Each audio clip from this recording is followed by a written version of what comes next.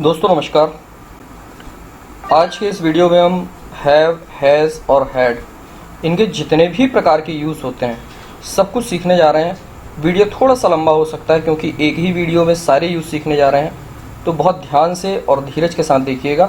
फिर भी आपको लगे कि एक बार में देखना संभव नहीं है तो आप अपनी सुविधा अनुसार थोड़ी थोड़ी भाग बनाकर आप देख सकते हैं, लेकिन एक ही वीडियो में I guarantee you that you will learn all the usages of otherwise one of the most confusing words that are have, has and had। तो मुख्य रूप से 6 प्रकार के इनके यूज़ होते हैं have, has and had के, जिनके कुछ उदाहरण के तौर पे मैंने आपको हिंदी के सेंटेंस दिए हैं, उन्हें पहले ध्यान से समझते हैं और इन्हीं 6 प्रकार के यूसेज को हम आगे सीखने जा रहे हैं कि इनको किस प्रकार से हम यूज़ करते हैं, किस प्रकार से ट्रांसलेट करते हैं। उदाहरण के तौर पर पहला सेंटेंस आप देख सकते हैं, मेरे पास एक डिक्शनरी है। मतलब जब कभी भी हमको ये बताना होता है कि किसी के पास कुछ है अथवा नहीं है तो वहाँ पे भी हैव, हैज़, हैड का प्रयोग होता है। वर्तमान काल में हैव और हैज़ का प्रयोग करते हैं और भूतकाल की बात करने के लिए हम हैड का प्रयोग करते हैं। दूसरा यूज़ है इसमें, मुझे एक डिक्शनरी खरीदनी है। मतलब जब हमें यह बताना होता है कि किसी को कोई काम करना है, अभी किया नहीं है, कोई काम करना है अथवा काम करना था। अगर पास्ट की बात करें तो कोई काम करना था, तो इसके लिए भी हैव, हैज़, हैड का यूज़ होता है। थर्ड में हम बात कर रहे हैं, मैंने एक बहुत बढ़िया डिक्शनरी खरीदी है। मतलब इसमें उसने खरीद लिया है, काम कर लिया है, तो इसमें भी हैव, हैज़, हैड का यूज़ होता है। चौथा है, मैं पिछले एक हफ्ते से डिक्शनरी पढ़ रहा हूँ। मतलब डिक्शनरी ले भी ली है और वो पढ़ भी रहा है, और कब से पढ़ रहा है, एक हफ्ते से पढ़ रहा है। तो इस प्रकार के सेंटेंस में भी हम हैव, हैज़, हैड का यूज़ करते हैं। पांचवा है, यह डिक्शनरी मेरे लिए बड़ी उपयोगी रही है। उपयोगी है बस नहीं बोल रहा है, उपयोगी रही है। तो कोई चीज़ कुछ रही है, मतलब पहले से अभी तक रही है एक पर्टिकुलर स्टेट में, तो ये बताने के लिए भी हैव, हैज़, हैड का यूज़ करते हैं। और लास्ट आप देख सकते हैं, वह डिक्शनरी खरीद ली गई है। मतलब किसने खरीदा है इसकी बात नहीं है, क्या खरीद लिया गया है उसके बारे में बात हो रही है। तो इन्हीं को आज हम सीखने जा रहे हैं। ध्यान से देखिएगा, आपको दोबारा हैव, हैज़, हैड को लेकर कभी भी कोई कन्फ्यूजन नहीं होगा। चलिए प्रारंभ करते हैं पहले यूज़ से। फर्स्ट यूज़, मेरे पास एक डिक्शनरी है। इसको हम कैसे बोलेंगे? I have a dictionary. मतलब किसके पास है उसके लिए पहले अपन ने लगाया आई के साथ हैव का प्रयोग होता है, इसलिए हमने हैव का प्रयोग किया। उसके बाद क्या है मेरे पास? एक डिक्शनरी, अ डिक्शनरी, ये लगा दिया हमने। इसी चीज को अगर हमने सब्जेक्ट चेंज कर दिया, आई की जगह ही कर दिया, तो ही के साथ हैव का प्रयोग नहीं होता है, हैज का प्रयोग होता है, इसलिए हमने क्या लगाया? He has a dictionary. परंतु अगर हम भूतकाल की बात करें जिसमें हेड का प्रयोग किया जाता है, तो इसमें कोई भी सब्जेक्ट आप यूज कर सकते हैं, उनके साथ हेड का ही यूज होगा। आई हैड अ डिक्शनरी या ही हैड अ डिक्शनरी। तो अगर हेड बोलेंगे तो क्या हो जाएगी इसकी मीनिंग? मेरे पास एक डिक्शनरी थी या उसके पास एक डिक्शनरी थी। ठीक है, अब इसी के नेगेटिव सेंटेंस हम देख लेते हैं। मतलब Amit does not have any dictionary. Amit के पास कोई डिक्शनरी नहीं है। तो देखिए, जब नकारात्मक बनाते हैं तो इसमें भी हैव का ही यूज होता है, लेकिन इसके पहले हम क्या लगा देते हैं? कहीं पर डज नॉट का प्रयोग करते हैं तो कहीं पर डू नॉट का। अभी आगे चल के आपको बताया जाएगा कहाँ पर क्या यूज करना है। यहाँ पे फिलहाल देखते हैं, Amit does not have any dictionary. Amit के पास कोई डिक्शनरी नहीं है। Amit and Sumit do not have any dictionary. Amit और सुमित के पास कोई डिक्शनरी नहीं है। देखिए, यहाँ पे अमित अकेला था तो डज नॉट का यूज किया, यहाँ पे अमित के साथ सुमित आ गया तो डू नॉट का यूज किया। मतलब सिंगुलर नंबर है, किसी का नाम है तो डज नॉट हैव, नाम है लेकिन प्लूरल नंबर में है तो डू नॉट हैव। इसी प्रकार से we do not have any dictionary, we के साथ डू का प्रयोग किया जाता है। इसी प्रकार से जब पास्ट की बात करेंगे तो सभी के साथ डिड नॉट हैव का यूज करना है। They did not have any dictionary, I did not have any dictionary, he did not have any dictionary. Subject कोई भी हो, पास्ट में आपको डिड नॉट हैव का यूज करना है। ठीक है, इन्हीं के अर्थ जो मैंने भी आपको बताया नीचे हिंदी में भी दिए हुए हैं। अच्छा, इसको ये समझना है कि इसका अर्थ क्या हो रहा है। इसका अर्थ क्या हो रहा है? किसी के पास कुछ होना अथवा ना होना। तो पहला यूज हमने ये सीखा, जब कभी बताना होता है कि किसी के पास कुछ है अथवा कुछ नहीं है, तो वहां पर हैव, हैज अथवा do not have, does not have का यूज होता है। ये ऊपर दिए हुए सेंटेंसेस के ही अनुवाद हैं जो मैंने भी आपको एक्सप्लेन किया। अब अपन चलते हैं आगे की तरफ। आगे क्या बताया जा रहा है? Where to use have, has and had. तो ऊपर तो बता दिए हैज, हैड लगा के, हैव लगा के। अब इसको लेके कई लोग कंफ्यूज हो जाते हैं कि कहाँ पर हैव करना है, कहाँ पर हैड करना है, कहाँ पर हैज करना है। तो इसको ध्यान से देखिएगा। Have and has to be used in present tense only. Have और हैज का प्रयोग हमेशा वर्तमान काल के संदर्भ में होता है, ये बात हमेशा ध्यान रखिएगा। हैव और हैज का प्रयोग हमेशा वर्तमान काल प्रेजेंट टेंस में होता है। इसमें भी हैव का प्रयोग कब होता है? जब इनमें से कोई सब्जेक्ट होगा। कौन? आई, यू, वी, दे या किसी का नाम प्लूरल नंबर में है, तब हैव का प्रयोग होगा। इसी प्रकार से अगर सब्जेक्ट ही, शी, इट या सिंगुलर नंबर नाम है तो वहां पर हम हैज का प्रयोग करेंगे। नकारात्मक सेंटेंस बनाते समय डू नॉट हैव का प्रयोग कब होगा? जब ये सब्जेक्ट होंगे आई, यू, वी, दे या प्लूरल नंबर नेम। और इसी प्रकार से नकारात्मक सेंटेंस बनाते समय डज नॉट हैव का यूज कब होगा? जब सब्जेक्ट होंगे ही, शी, इट या सिंगुलर नंबर नेम। हैड का प्रयोग केवल पास्ट टेंस में होता है, वो भी सकारात्मक सेंटेंस बनाने के लिए। जब पास्ट में नकारात्मक बनाना होता है तो हम डिड नॉट हैव का प्रयोग करते हैं। तो इसमें सब्जेक्ट के रिगार्डिंग कोई कंफ्यूजन नहीं है, सभी के साथ हैड, सभी के साथ डिड नॉट हैव का प्रयोग हम कर सकते हैं। इन्हीं वाक्यों के स्ट्रक्चर को मैंने यहाँ पे बता दिया है। जब सकारात्मक सेंटेंस बनाएंगे तो हम क्या करेंगे? पहले सब्जेक्ट लगाएंगे। सब्जेक्ट मतलब जिसके पास कोई चीज है, I, you, we, they, he, she या किसी का नाम, पहले सब्जेक्ट आएगा। फिर टेंस के हिसाब से हैव, हैज या हैड का चुनाव करेंगे। वर्तमान काल में है तो ध्यान रखना है जो ऊपर नियम बताएं, किसके साथ हैव लगाना है, किसके साथ हैज लगाना है, इस चीज को ध्यान रखेंगे। और इसके तुरंत बाद जिस भी चीज के पास में होने की बात हो रही है अथवा पास में ना होने की बात हो रही है उस चीज को लगा देना है, ठीक है। और नेगेटिव सेंटेंस बनाते समय स्ट्रक्चर क्या हो जाएगा? सब्जेक्ट के बाद do not have, does not have, did not have.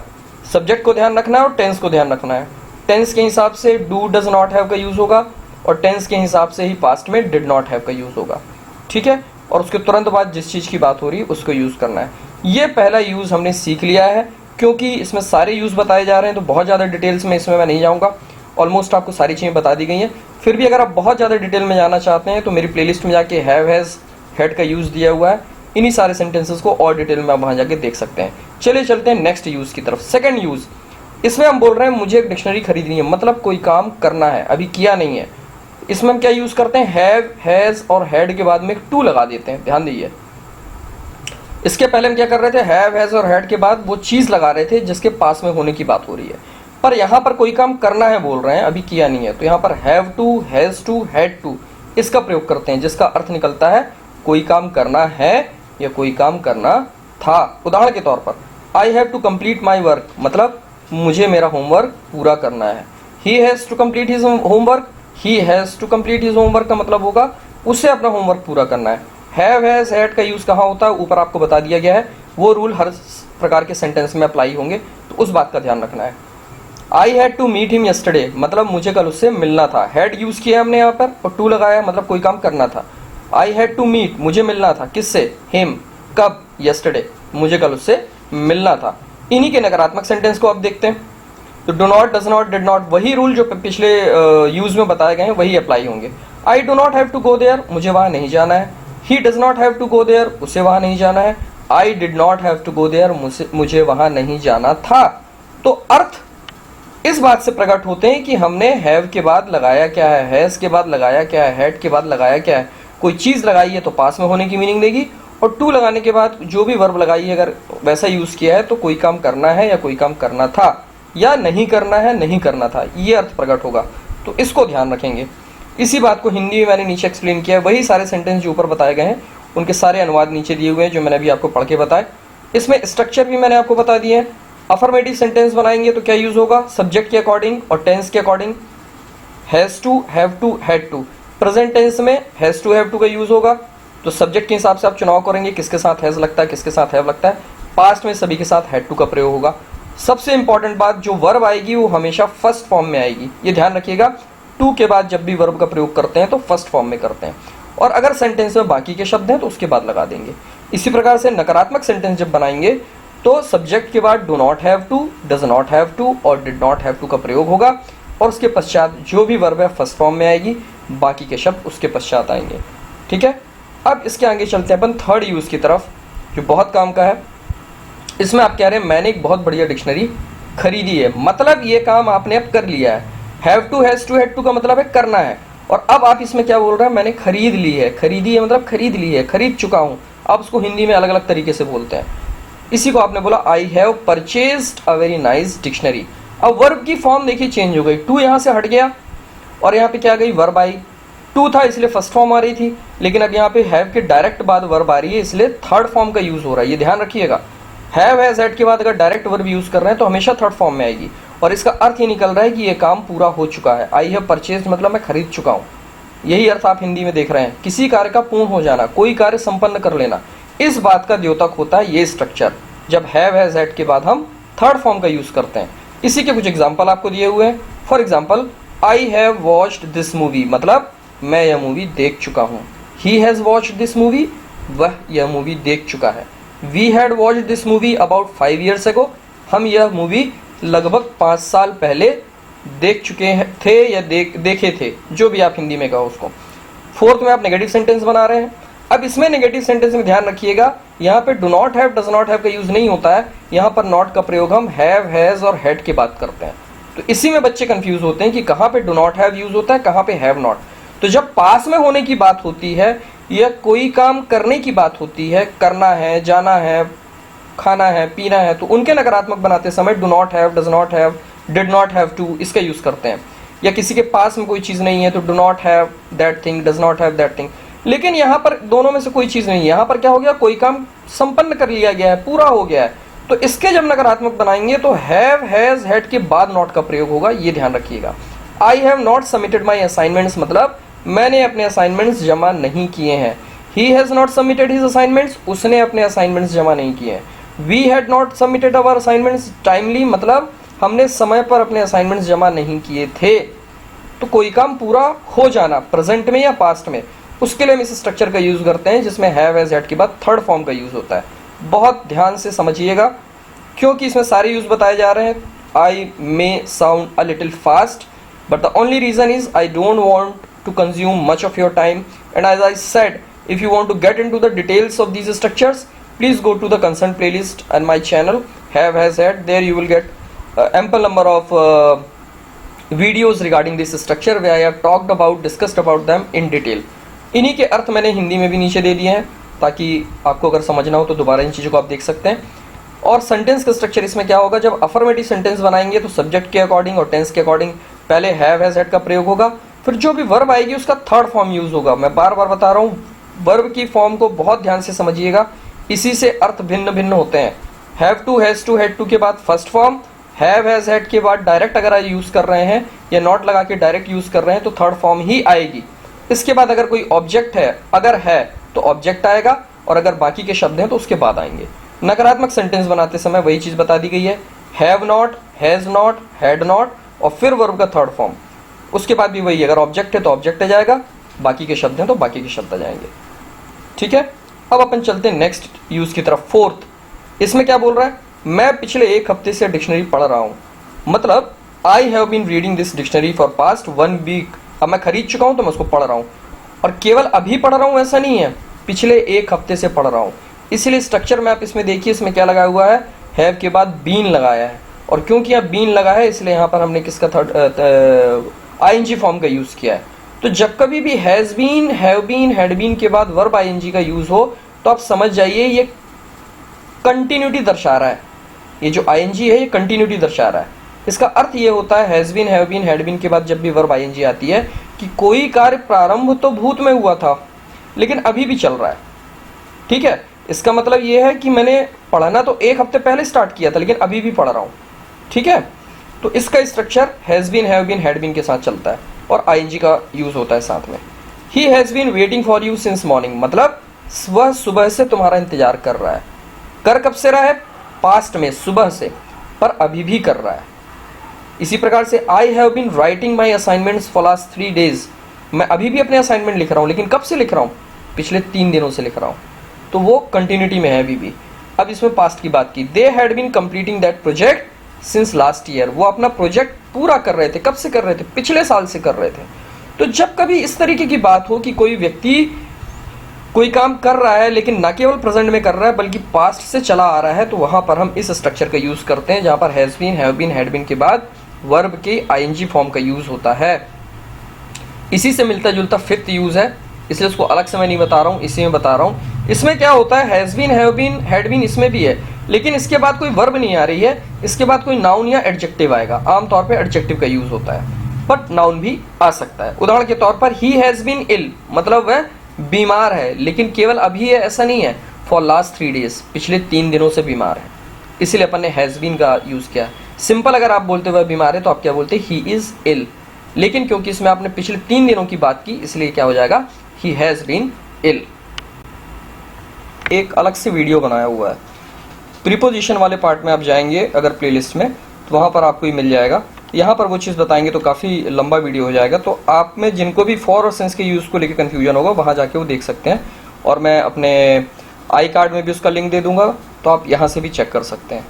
ठीक है, तो इस बात को समझना है कि कोई व्यक्ति न केवल अभी बीमार है बल्कि 3 दिनों से बीमार है, तो वहाँ पे हम क्या करेंगे, he is ill for last 3 days बोलेंगे तो गलत हो जाएगा। क्या बोलना पड़ेगा, he has been ill for last 3 days. इसी प्रकार से नेक्स्ट वाले में क्या बोल रहे हो आप, we have been tired for past 1 week, मतलब हम न केवल अभी थके हुए हैं बल्कि पिछले 1 हफ्ते से थके हुए हैं। लास्ट में क्या बोल रहे हैं, Amit had been my classmate for nearly 3 years. Amit मेरा क्लासमेट था लगभग 3 सालों तक, या लगभग 3 सालों के लिए मेरा क्लासमेट था। तो इसलिए यहाँ पर हमने हैड बीन का प्रयोग किया है और ऊपर के सेंटेंसेस में हैज़ बीन, हैव बीन का यूज़ किया है। तो लगभग मिलता जुलता है यूज़ इसका और इसका, 4th और 5th का। अंतर सिर्फ इतना है, 4th वाले में आप किसी काम की बात करते हैं, वर्ब की बात करते हैं, इसलिए उसके आईएनजी फॉर्म का यूज़ करते हैं, जबकि इस वाले प्रयोग में यहाँ पर कोई वर्ब नहीं होती है, एडजेक्टिव या नाउन का प्रयोग होता है, इसलिए हैज़ बीन, हैव बीन के बाद हम उस एडजेक्टिव अथवा नाउन का प्रयोग कर लेते हैं। फॉर और सिंस को लेकर अगर कन्फ्यूजन है तो आई कार्ड में मैंने एक लिंक दिया है, आप उस वीडियो को देख सकते हैं। चलिए बढ़ते हैं लास्ट यूसेज की तरफ, जो बहुत काम का यूज ये स्ट्रक्चर है, इसको लेके बहुत कंफ्यूज होते हैं, बहुत ध्यान से समझिएगा। वह डिक्शनरी खरीद ली गई है। अब देखिए इसमें एक खास बात यह है कि इसमें सब्जेक्ट का अता पता नहीं है, किसने खरीद लिया है उसका पता नहीं है, क्या खरीद लिया गया है उसकी जरूर जानकारी है। मतलब there is no mentioning of subject in these kind of sentences. तो इस वजह से क्या होता है, ये सेंटेंस ही ऑब्जेक्ट से स्टार्ट होते हैं। जैसे that dictionary has been bought, वह डिक्शनरी खरीद ली गई है। ठीक है, अब क्योंकि डिक्शनरी सिंगुलर नंबर है इसलिए हमने हैज का प्रयोग किया है। यहाँ पर ऑब्जेक्ट के अकॉर्डिंग ही अपन हैज और हैव का यूज करेंगे। ऑब्जेक्ट अगर आई है, यू है, वी है, दे है तो हैव आ जाएगा, सिंगुलर नंबर है तो हैज आ जाएगा। ठीक है, अर्थ इसका क्या है, कोई कार्य किया जा चुका है। वही बात यहाँ बताई मैंने, सब्जेक्ट या कर्ता का पता नहीं है, इसलिए वाक्य भी ऑब्जेक्ट से ही प्रारंभ होता है। उदाहरण के तौर पर those criminals have been arrested, मतलब उन अपराधियों को गिरफ्तार कर लिया गया है। तो इसमें किसने गिरफ्तार किया उसकी बात नहीं हो रही, किसको गिरफ्तार किया उसकी बात हो रही है। तो जिसको गिरफ्तार किया है उसको पहले लगाएंगे दोज क्रिमिनल्स। अब ये क्रिमिनल्स देखिए प्लूरल नंबर में एस लगा हुआ है, इसलिए अपन ने क्या प्रयोग किया, हैव। अगर यहाँ पर दैट क्रिमिनल होता तो हैज आ जाता, क्योंकि क्रिमिनल सिंगुलर नंबर हो जाता। तो इस बात को ध्यान रखना है। Those criminals have been arrested, उन अपराधियों को गिरफ्तार कर लिया गया है। ही हैज बीन इन्फॉर्म्ड, देखिए ही सिंगुलर नंबर है तो हमने हैज यूज कर लिया। ही हैज बीन इन्फॉर्म्ड, उसे सूचित कर दिया गया है, अबाउट दिस, इस बारे में।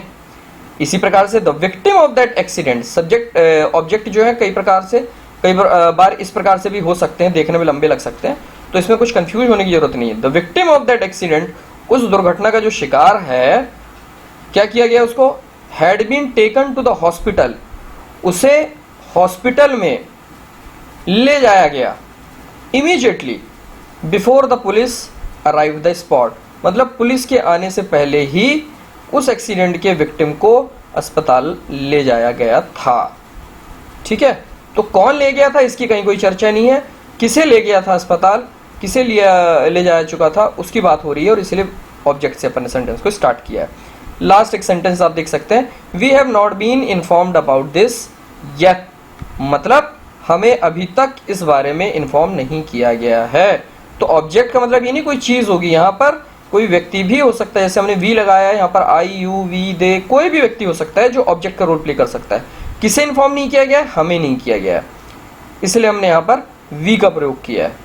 तो इस प्रकार से हमने आज हैज, हैव, हैड के सारे यूज को देखा। यहाँ पे मैंने इसका स्ट्रक्चर भी बता दिया है आपको, has been, have been, had been, और अगर नकारात्मक आप सेंटेंस बना रहे हैं तो हैज के तुरंत बाद नॉट लगा देंगे, हैव के बाद नॉट लगा देंगे, हैड के बाद नॉट लगा देंगे। ध्यान जो रखना है वो इस बात का रखना है कि इसमें वर्ब के थर्ड फॉर्म का प्रयोग होगा, has been, have been, had been के बाद।